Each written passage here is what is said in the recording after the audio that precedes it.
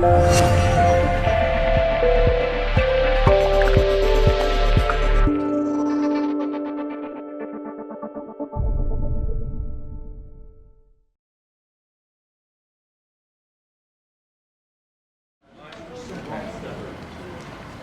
nitqini hazırlamadığımız üçün ayın 2-si sentyabr saat 12:00-da təxirə salındı. Cavid Hüseynovun apellyasiya şikayəti üzrə məhkəmələrin təxirə salınması onun xeyrinə atılmış addımlardır. Bunu ANN TV-yə müsahibəsində mərhum jurnalist Rasim Əliyevin atası Məmməd Əli Əliyev deyib.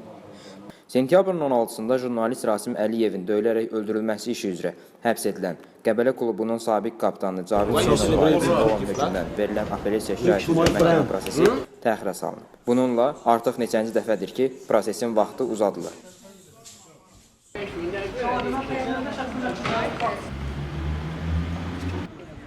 Məhkəmə proseslərinin tez-tez təxirə salınmasından narazı olduqlarını bildirən mərhumun atası Məmməd Əli Əliyev bu vəziyyətdən şikayətçi olduğunu bildirdi. İlk günlərdən belə yubanmalarla müşahidə olundu.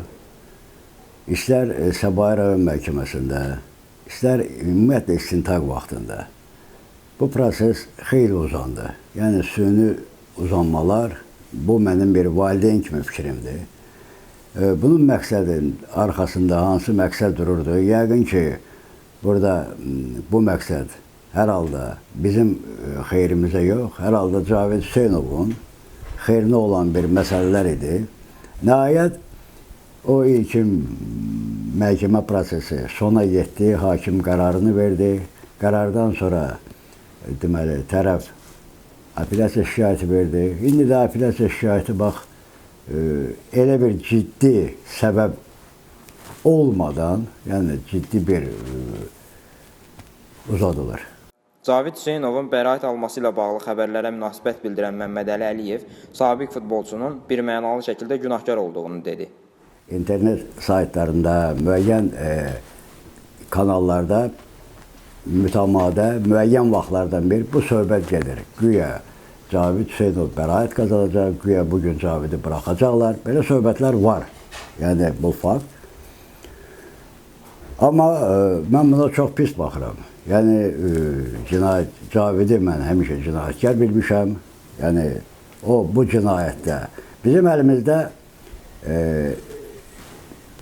video disk var. Yəni, onu biz o vaxtı Səbail məhkəməsində yoldaşım çıxış edən vaxtı, yəni şahid qismində, biz o diski də özümüzün aparmışdıq. Biz orada da istədik onu təqdim edək ki, o disk də baxılsın. Yəni bu prosesdə məhkəmə onu qəbul eləmədi. Yəni o diskdə, həmin diskdə, bu dəqiqədə bizdədir, o diskdə Rasim son ifadəsində bildirir ki, Eyşən mənə dedi ki, Cavid deyib sənlə görüşək, oturaq çay içək. Yəni, Eyşən gəlin, deməli, Rasimlə görüşə gəlməyini Cavid bilir. Bu da fakt, yəni mən bunu istinad edirəm oğlumun, deməli, xəstəxanada verdiyi son müsahibədən. Mərhum jurnalistin anası Teyfurə Əliyeva məhkəmə proseslərinin təxirə salınmasından narahatlıq keçirdiklərini vurğuladı. Əlbəttə ki, narazıyam. Çünki bizim verdiyimiz apellyasiya məhkəməsi biz də vermişdik. O bir prosesə təmin olundu. Amma bunun belə uzanmağı şübhə də yaradır məndə. Narahat da oluram ki, nəyə görə bu proses uzadılır bu qədər? Bu həll oluna bilər də, bir prosesə həll oluna bilər, təmin də oluna bilər. Uzanmağı məndə şübhə yaradır, narahat oluram ki, bu nəsə bəraət qazana bilər və yaxud da ki, onu yüngül maddə ilə çıxarda bilərlər. O da çox narahat eləyir, əlbəttə ki. Amma yenə də narahat oluram, çox narahat oluram ki, onu birdən çıxartsalar, Rasimin qanı batarmı, yoxsa belə bir şeylərə görə çox narahat oluram ki, istəyərdim o öz cəzasında qalsın, apellyasiyada təsdiq eləsin, bunu təmin olunsun.